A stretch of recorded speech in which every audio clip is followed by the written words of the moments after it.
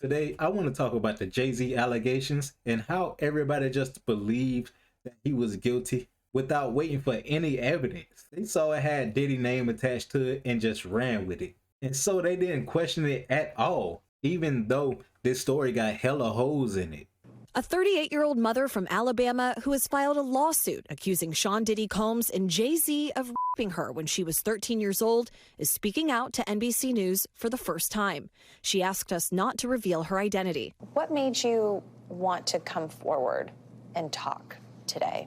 Because I think that I've been quiet long enough about what I've been through, and it's been hard enough to be quiet. But it's a chapter of my life that I'd like to close. An NBC News review of her account found inconsistencies with her allegations. She says that she went to the MTV Video Music Awards in 2000 to catch a glimpse of her favorite celebrities. You weren't scared to be all alone? No, with having autism is like feeling like you live your life in a shatterproof juggle ball. The world's on fire. The fire is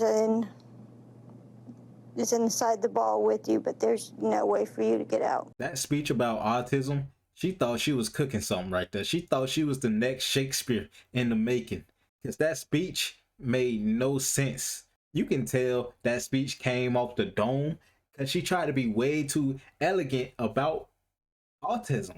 Like, let's be real. If you would have just said, oh yeah, it's like this and this. Nah, you tried to make it sound so majestic. Oh, it's like a glass ball with fire. Man, listen, that made no sense. What is we talking about right now?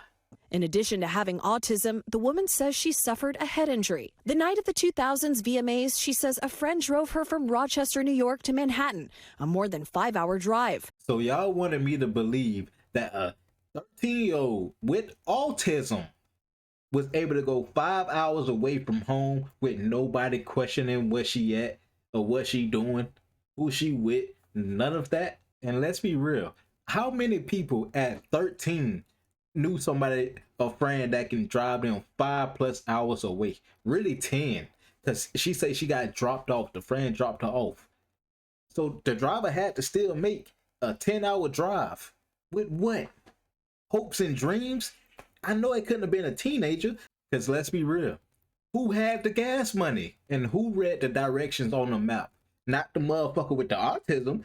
If you trusted her, I'm not gonna lie, she don't make smart choices. If she want to go 5+ hours away at 13, I wouldn't trust her with no map. Because you got to realize, this is the early 2000s.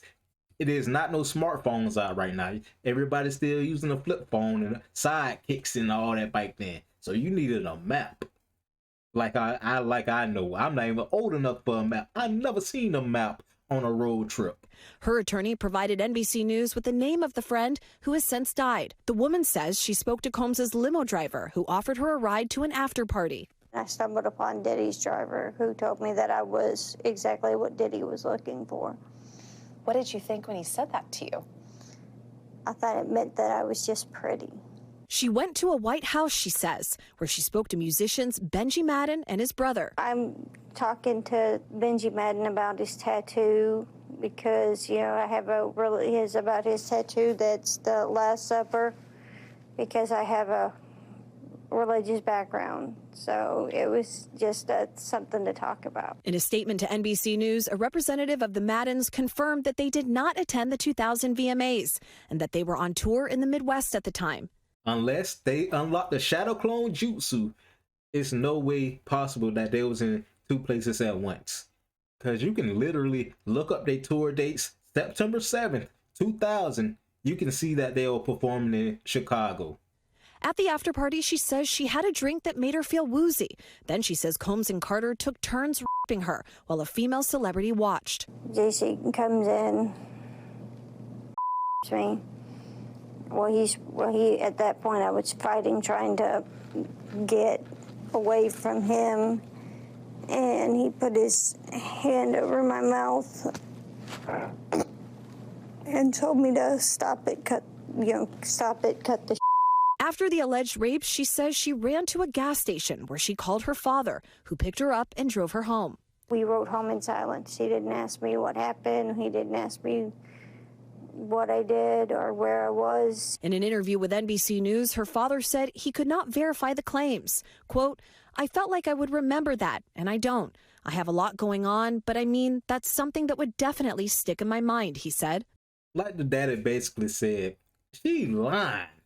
I ain't gonna lie, cause bruh, you would remember you having to drive 5+ hours to go pick up your 13-year-old. When we asked the woman about the contradictions in a phone interview on Friday, she said that she stands by her statements. "I have made some mistakes," she said. "Honestly, what is the clearest is what happened to me."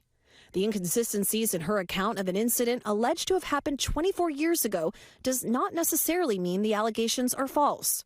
The accuser's attorney, Tony Busby, said, "Because we have interrogated her intensely, she has even agreed to submit to a polygraph.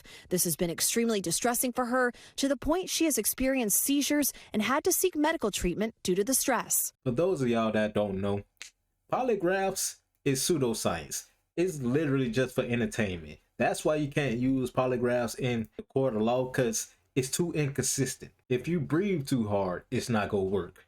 If you move your finger just a little bit, it's not gonna work. If you sweating, it's not gonna work.